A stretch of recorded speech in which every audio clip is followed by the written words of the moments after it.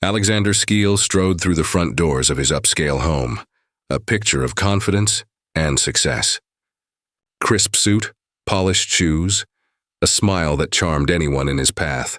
To the outside world, he was a model citizen, wealthy, philanthropic, respected by colleagues and neighbors alike. His wife, Claire, trailed slightly behind, carrying herself with the same elegance, a perfect complement to Alexander's magnetic presence. Together, they were the kind of couple that graced magazine spreads and charity galas, the couple everyone envied. But as Claire paused to adjust the throw pillow in their immaculate living room, a subtle tension betrayed her perfection. Her hands trembled slightly, almost imperceptibly, and she glanced at Alexander as he reached for the crystal decanter. He noticed her gaze, and the brief flicker of annoyance in his eyes was quickly masked by a practiced smile. His hand brushed hers under the pretense of affection, but the pressure was firm, controlling, a silent reminder of his dominance. Neighbors came by later that afternoon, praising Alexander's latest philanthropic endeavor. He laughed and shook hands, his charm effortless. Claire laughed along with him, the sound slightly forced. Inside, a war of emotions waged quietly. She wanted to believe in the man she married, the man who had whispered promises of love and protection on their wedding night. Yet shadows lingered in her mind, bruises she had hastily hidden, whispers in hallways, the coldness in his stare when she asked innocent questions about his day. Dinner was a choreographed performance. The table was pristine, wine poured with perfect precision. Alexander held court, detailing his work accomplishments, carefully controlling the narrative to impress their guests. Claire nodded politely, offering smiles at the right intervals, her mind elsewhere. She noted the way Alexander subtly maneuvered conversations, ensuring he always appeared the hero, the provider, the adored husband. Her unease deepened, but the fear of challenging him silenced her. Later, when the guests departed, the veneer cracked. In the quiet of their home, Claire finally dared a glance at Alexander's true self. The charm was gone. The smile had faded. He gestured sharply toward the study, expecting her to fetch a forgotten document. She obeyed immediately, heart hammering. The house felt colder now, shadows stretching along the walls as if aware of the tension. Claire knew deep down that the perfect facade presented to the world was just that, a facade. Beneath it lay control, manipulation, and the quiet, pervasive threat of something darker. As she closed the study door behind her, the sound echoed ominously. Outside, the world still saw perfection. Inside, the first seeds of fear and suspicion had been planted. Claire would soon realize that survival in Alexander Skeel's world required vigilance, silence, and the ability to read every subtle cue in his behavior. The stage was set, the darkness waiting, and the story of their twisted reality was only beginning. Claire's unease grew with each passing day. She began noticing patterns that unsettled her. A faint scent of alcohol lingering in rooms Alexander claimed he had never entered. The faint hum of his phone vibrating on silent, and doors in the house that were mysteriously locked, even when they had previously remained open. At first, she dismissed these observations as her imagination, a product of stress and overthinking. Yet the more she tried to rationalize, the more glaring the inconsistencies became. One evening, Claire returned from a neighborhood gathering to find Alexander seated in the study, phone pressed tightly to his ear, his expression dark and unreadable. He spoke in hushed tones, words she could not catch, but the tension in the room was palpable. When she attempted to inquire, Alexander's charm surfaced, smooth and unyielding. "You worry too much, Claire. Maybe you need a break, a moment to relax," he said, smiling. But there was an edge beneath the words, a subtle accusation that she was imagining problems that did not exist. His carefully crafted calmness twisted into guilt in her mind, a psychological trap she could not easily escape. Then came the bruises. She noticed faint, crescent-shaped marks on her arms and shoulders, moments after Alexander had held her hand too tightly, or playfully corrected her posture. When she asked about them, he laughed softly, dismissing her concerns. "You're imagining things again, love. Stop seeing shadows where none exist," he said, his tone both loving and condescending. The gaslighting was insidious, leaving her questioning her own memory, her own perceptions, and even her sanity. Claire found herself becoming hyper-aware of her surroundings. Every creak in the house, every shadow on the wall, made her heart race. She began observing Alexander's movements, memorizing the pattern of his days, listening for subtle inconsistencies in his speech, and noting every moment when his charm gave way to impatience or irritation. The man she had once trusted unconditionally now seemed unknowable, a dual personality, hidden behind polished smiles and social applause. Despite her fear, she hesitated to confide in anyone. The thought of exposing Alexander's private behavior felt dangerous, and she feared being labeled paranoid or hysterical. The tension coiled tighter with each secretive glance, each unexplained call. The home that had once been a sanctuary felt like a cage, and Claire realized that survival depended on learning to navigate Alexander's moods, reading the silent cues that signaled his disapproval or latent anger. As night fell, she sat alone in their immaculately decorated living room, staring at the flickering lights of the city outside, questioning everything she thought she knew about her husband. The psychological tension was building, a storm waiting to break, and Claire understood that the perfect facade she had once admired was nothing but a meticulously maintained illusion, concealing darkness that had only just begun to reveal itself. Claire's world shifted the day Sophie arrived.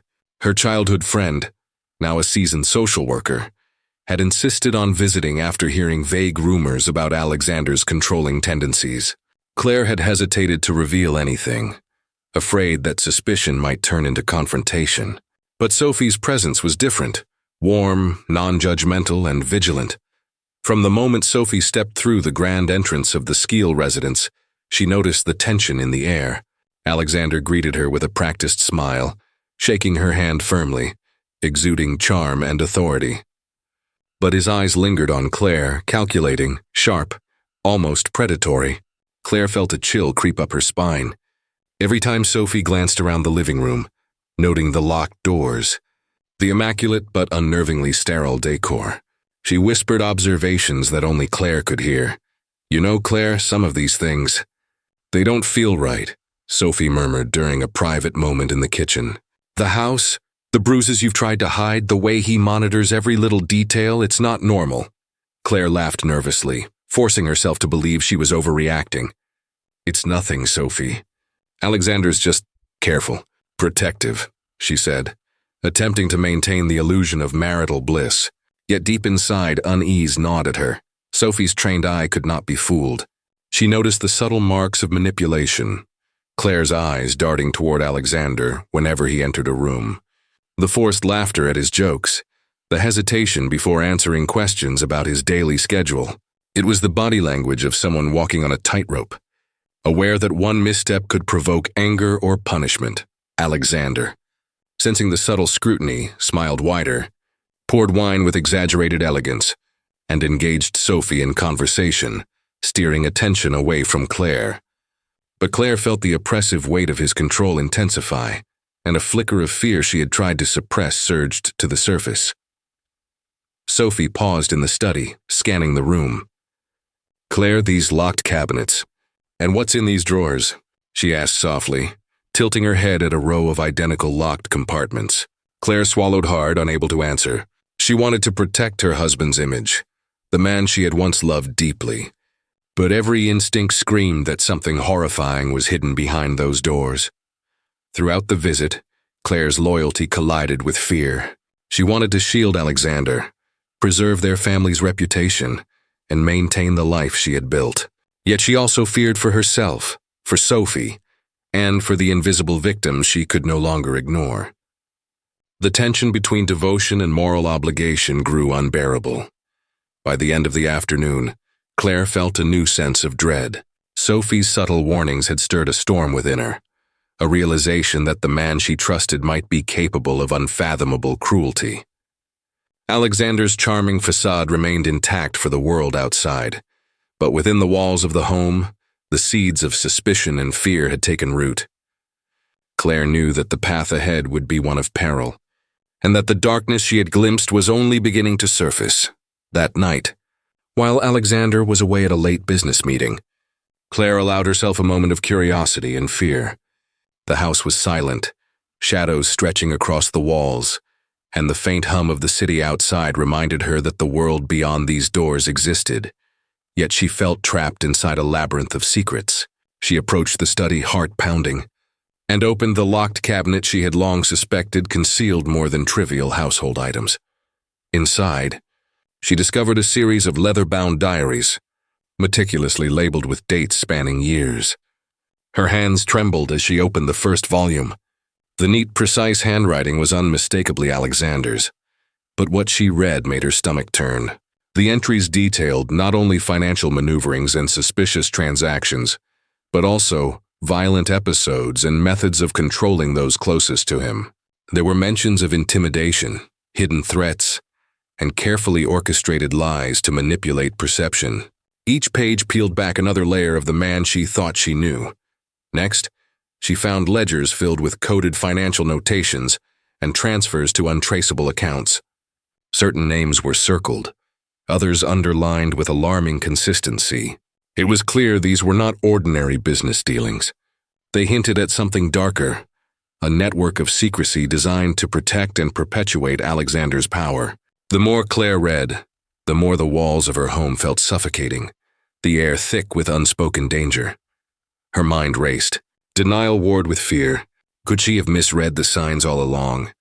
The bruises, the locked doors, the tense conversations, were they truly what she feared, or merely coincidences distorted by anxiety?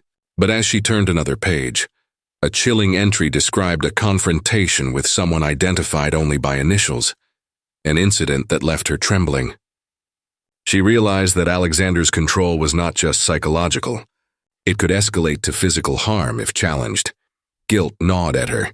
She had remained silent, complicit in the illusion of perfection, hiding the cracks in their marriage from friends, neighbors, even herself. And yet the deeper she delved, the more she understood that ignorance had been a fragile shield.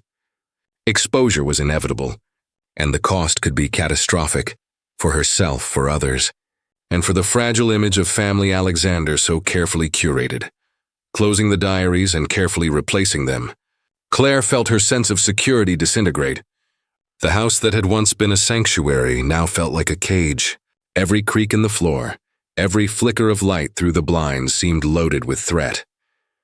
She realized that her life with Alexander was no longer governed by love or loyalty. It was a delicate dance of survival, denial, and fear. The truth she uncovered demanded action, but fear and uncertainty paralyzed her. She could no longer ignore what she had seen, yet any misstep could unravel everything. The weight of secrecy settled heavily on her shoulders. Behind closed doors, the perfect facade she had clung to was gone. And with each heartbeat, Claire understood that the darkness within Alexander Skeel was only beginning to surface, and she would be forced to confront it. Claire's hands shook as she closed the diaries, her thoughts spiraling in every direction. That evening, Alexander returned home earlier than expected, carrying his usual polished charm and confident stride.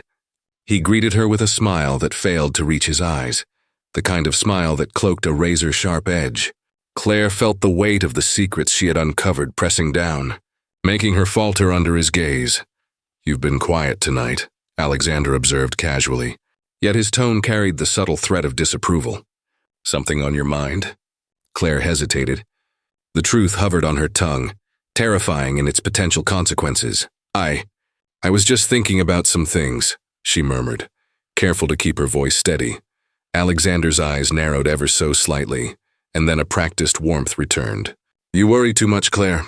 Honestly, sometimes I think you make problems out of nothing. Remember when you worried about the dinner last week? That was silly." He stepped closer, placing a hand on her shoulder, and she flinched slightly under the pressure. "I only want what's best for us." His words were honeyed, but they carried poison. Claire felt the familiar cycle of fear and doubt tighten around her mind. Was she imagining the shadows she had seen in his diaries, the bruises she had once tried to dismiss? Could she trust her own perception? Or had Alexander's subtle manipulation already twisted reality in her mind? As the evening wore on, Alexander guided her through trivial conversations, turning her attention to mundane household tasks and social appearances.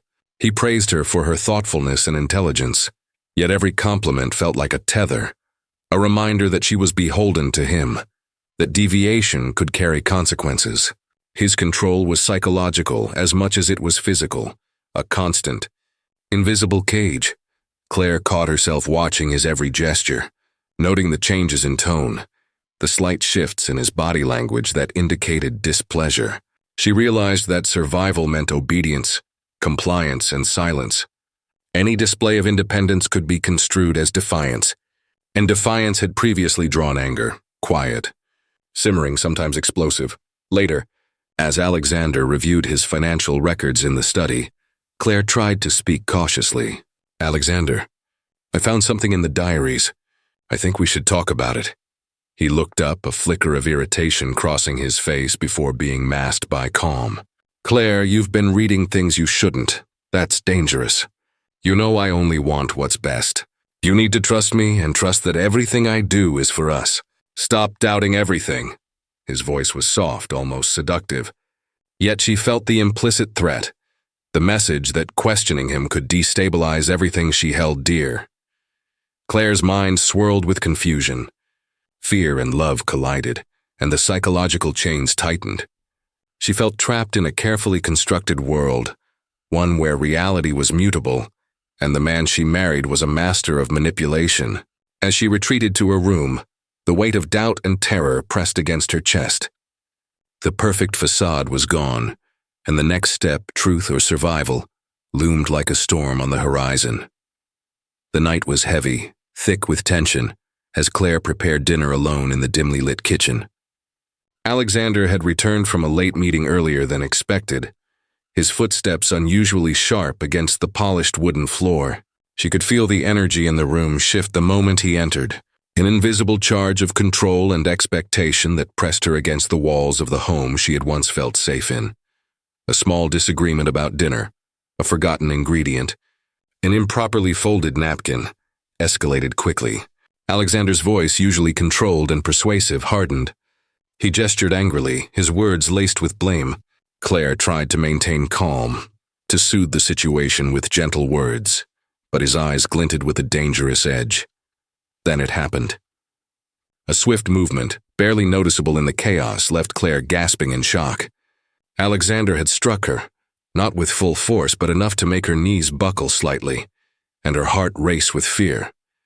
The physical shock was brief, yet it sent a surge of terror coursing through her body. Her thoughts scrambled between disbelief and instinctive self-preservation. Claire quickly turned away, brushing a hand against the faint mark forming on her skin. She moved toward the bathroom, concealing the evidence in the reflection of the mirror and rinsing away any sign of red. The house, which had always been her sanctuary, now felt like a cage. Each creak, each flicker of light from the street lamps outside seemed magnified, a reminder that control and danger lurked in every corner. Her mind raced. Should she call someone? Report the abuse? The thought of exposing Alexander terrified her. His influence in the community was vast, and any accusation could shatter her life. Yet the idea of silence gnawed at her conscience. She realized that covering for him, protecting the perfect image of their family, was slowly eroding her sense of self. Hours later, Alexander appeared in the living room, his demeanor calm, as though nothing had happened. "You've been quiet tonight," he said casually, a subtle hint of menace in his voice. Claire nodded, forcing a smile that felt like a mask. The first incident had passed, but its weight lingered. She understood now that Alexander's charm could swiftly transform into violence, and that the cycle of control, fear, and gaslighting was only beginning. As she lay awake that night, replaying every detail, Claire realized that her life with Alexander was no longer defined by love or partnership. It was defined by survival, secrecy, and the ever-present fear of escalation.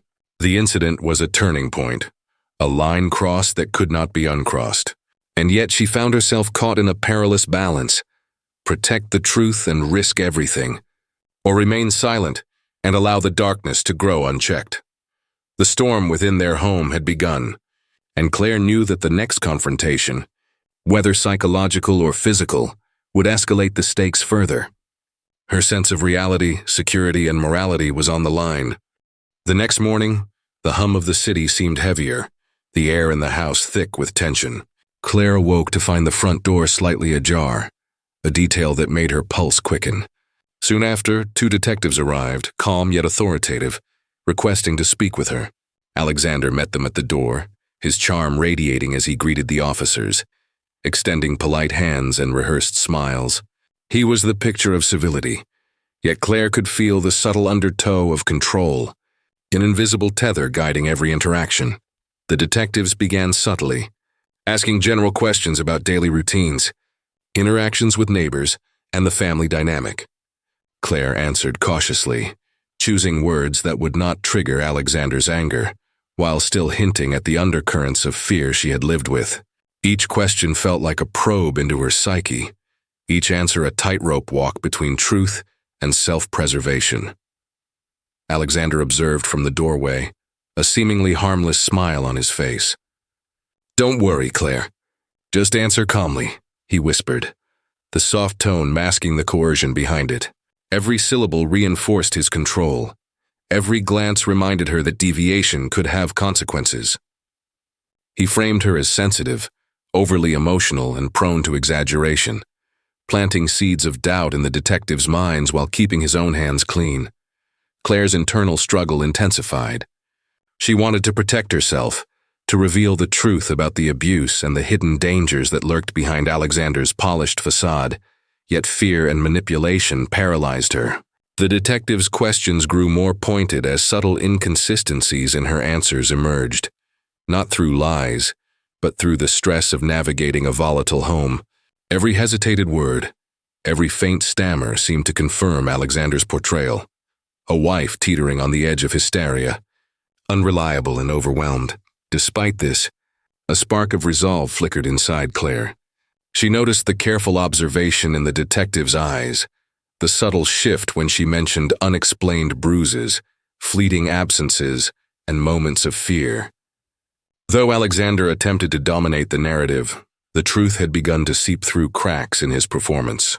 Claire's subtle hints, her carefully chosen words, planted seeds of suspicion that the authorities could not ignore. Alexander's manipulation extended beyond words. He controlled the environment, redirecting attention, controlling timing, and inserting himself into every response. He was a master of smoke and mirrors, creating confusion while maintaining dominance. Yet Claire realized that the cycle of fear and deceit could not indefinitely protect him from scrutiny. When the interrogation concluded, the detectives left with polite nods, but Claire knew their curiosity had been piqued.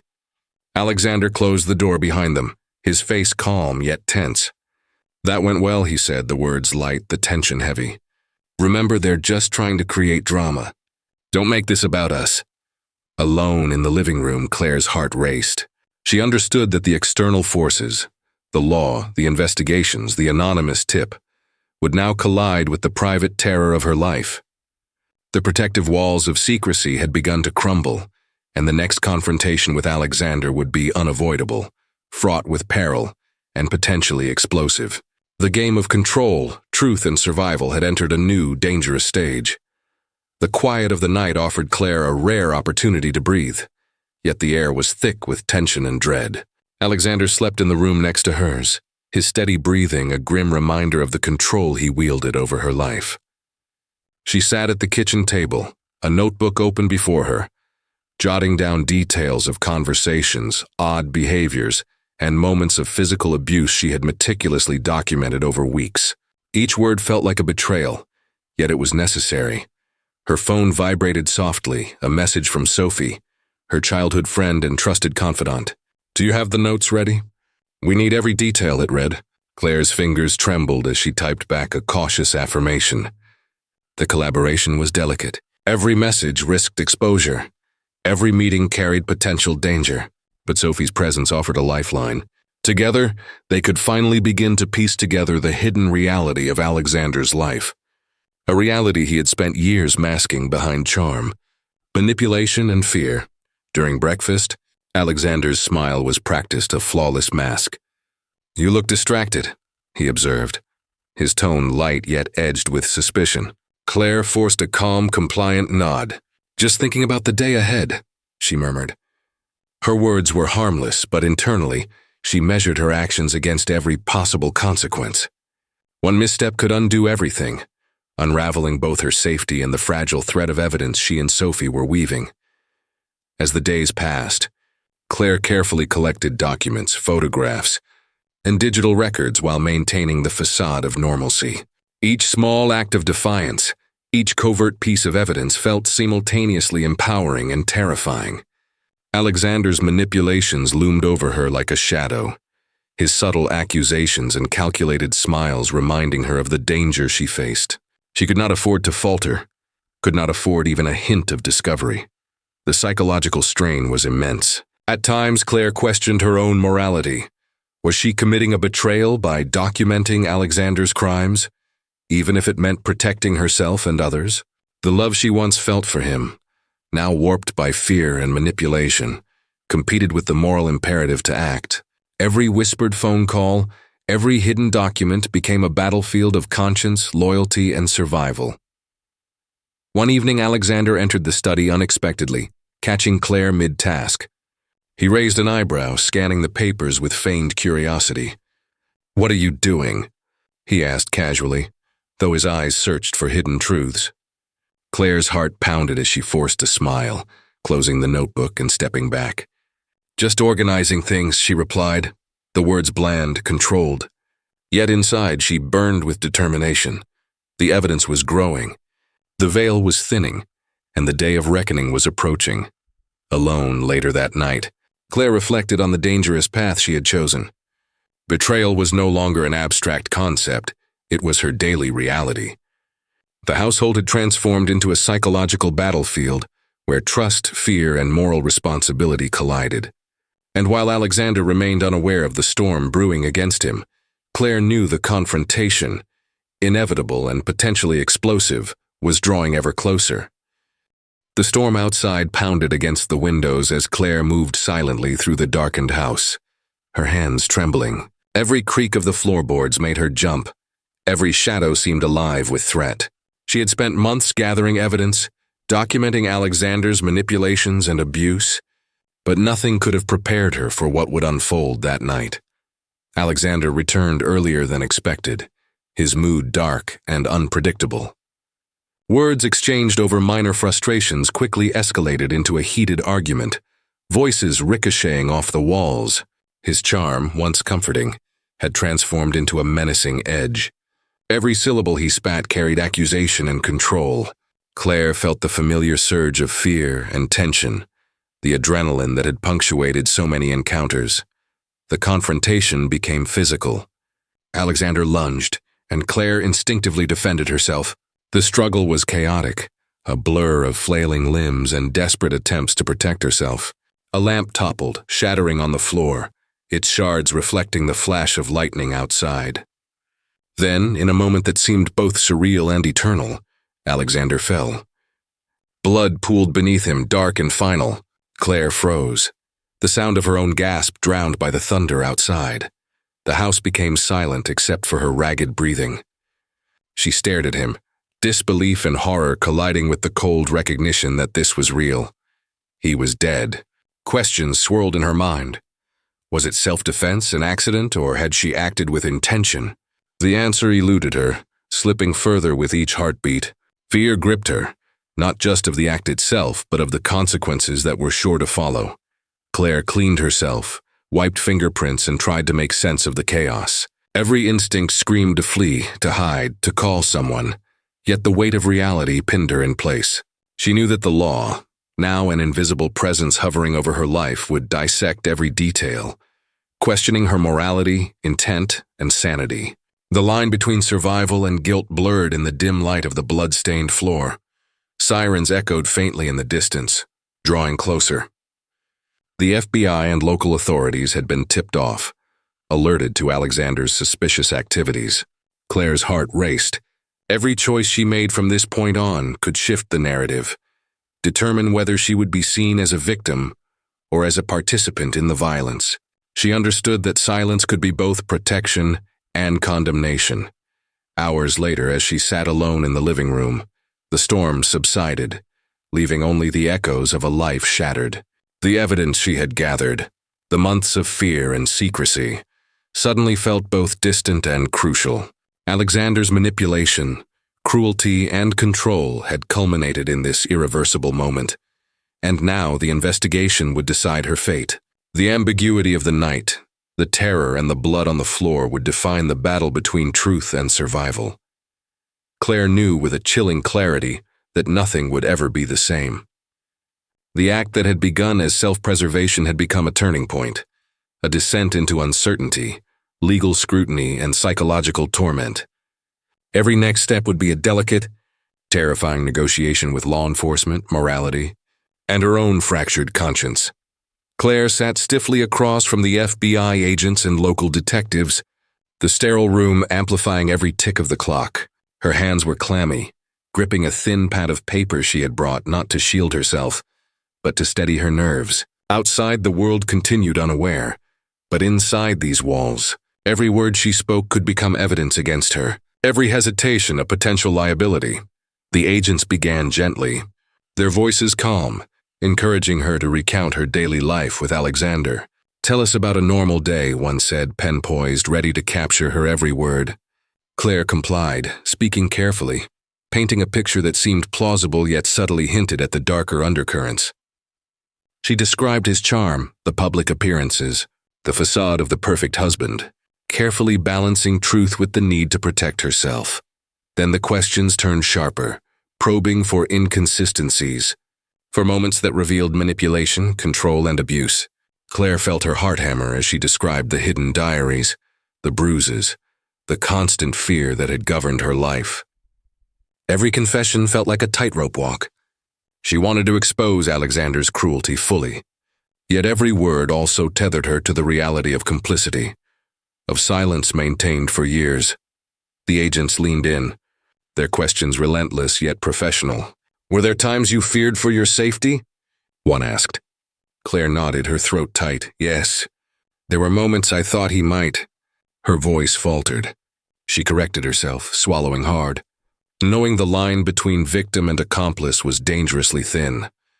Alexander's presence loomed in her memory with every answered question, the charming smile that could flip to rage in seconds, the manipulation that made her doubt her own perceptions. She recalled how he twisted conversations, framed incidents to make her appear unstable, and how that control had persisted even now. Through his absence, detectives pressed further, seeking to understand the full extent of his operations, the financial and criminal entanglements she had uncovered. Claire spoke in careful fragments, revealing what she could without incriminating herself unnecessarily. Every detail she revealed chipped away at the carefully constructed image Alexander had maintained, but she could feel the strain of living under a microscope. Hours passed. Claire's mind was a tangle of fear, guilt, and cautious resolve. The psychological weight of years of abuse, secrecy, and deception pressed down on her like a physical force. She understood the gravity. The interrogation was not just about exposing Alexander, but also measuring her role, her silence, and her choices. When the session ended, Claire stood, legs unsteady, aware that the next steps, legal proceedings, potential testimonies, and public scrutiny, were inevitable. The interrogation had exposed both the empire of deceit Alexander had built and the inner turmoil that had governed her life. Alone now, she realized that survival came at a steep price, and the path ahead would demand courage, clarity, and the unflinching confrontation of truth. The courtroom buzzed with anticipation as Claire entered, her steps measured, her face a mask of composed anxiety. Cameras flashed, reporters murmured, and every eye seemed to weigh her silently. She knew this was more than a trial of Alexander's crimes. It was a judgment of her own choices, her silence, and the life she had lived under his shadow. The prosecution began methodically, laying out a timeline of Alexander's manipulations, abuse, and criminal activities. Each piece of evidence, the diaries, financial records, photographs, and testimonies, was presented meticulously. Witnesses recounted Alexander's charm that masked cruelty, the control he exerted over Claire, and the terror he inflicted on those around him. Every account painted a chilling portrait of a man who had built an empire of deception and harm. Claire sat, listening to the details unfold, each revelation pulling her deeper into a complex emotional tangle. She felt guilt and relief in equal measure, guilt for the moments she had remained silent, for the fear that had paralyzed her, and relief that the truth was finally emerging. The tension in the courtroom was palpable as her complicity was examined, dissected by the prosecution and defense alike. Questions were asked about her knowledge, her inaction, and the moments when she might have intervened. Thomas, the friend and social worker who had warned her years before, testified with precision, recounting the subtle signs he had observed and the steps he had taken to ensure justice. His presence underscored the contrast between action and inaction, and his words lent weight to the narrative of Alexander's cruelty. Claire could see the lines of her own life reflected in his testimony, choices forced by fear, loyalty, and survival. As the trial progressed, the judge summarized the evidence, emphasizing the delicate balance between justice and understanding.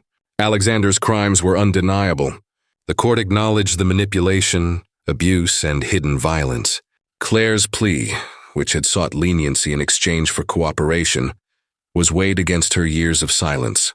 The verdict came with a mixture of condemnation and recognition. She would avoid the harshest penalties, but would bear the consequences of complicity. The court adjourned, leaving Claire to absorb the enormity of the moment. Justice had been served, yet the cost was devastating. Lives had been shattered, reputations irreparably damaged, and the psychological scars left behind would endure far beyond the gavel's echo. Claire understood that survival had exacted a price, not just legal, but emotional and moral. As she stepped outside into the sunlight, free yet profoundly altered, she realized that the world would never see her, or Alexander, the same way again. The trial had closed one chapter, but the weight of memory, trauma, and reflection would follow her indefinitely. Justice had been exacted, but at the cost of innocence lost and lives forever marked by Alexander's horrifying legacy. The courthouse steps felt unusually heavy beneath Claire's feet. Freedom had been granted through a plea deal, yet the air seemed thick with judgment. Reporters' flashes captured her image, but no lens could truly see the turmoil behind her eyes.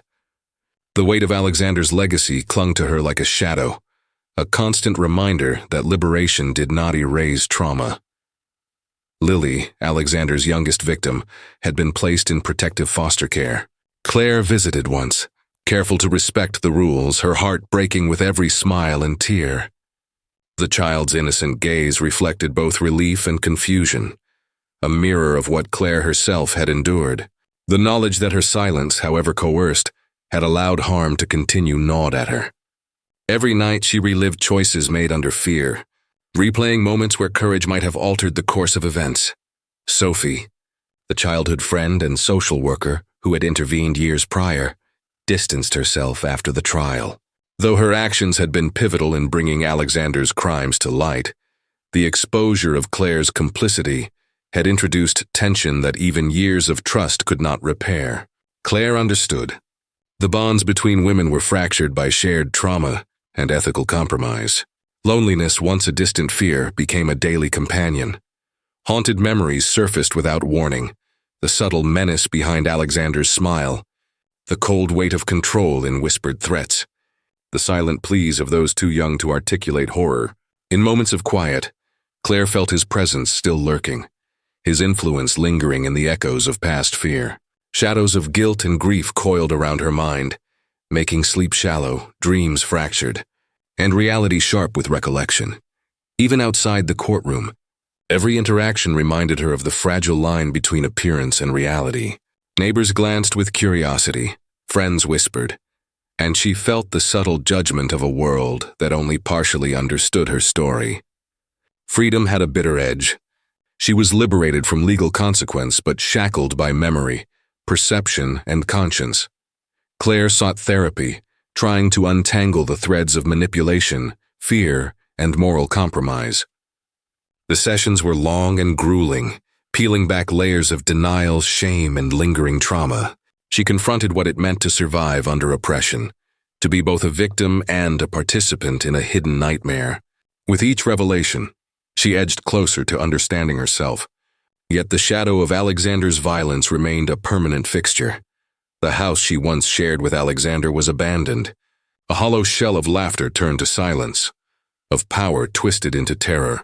Walking through its empty rooms, she felt both relief and sorrow. Relief that the nightmare had ended, sorrow for all the years stolen by fear. Her life was a mosaic of loss, regret, and hard-earned survival. In the quiet moments, Claire realized that justice, while legally served, could never erase the scars left behind.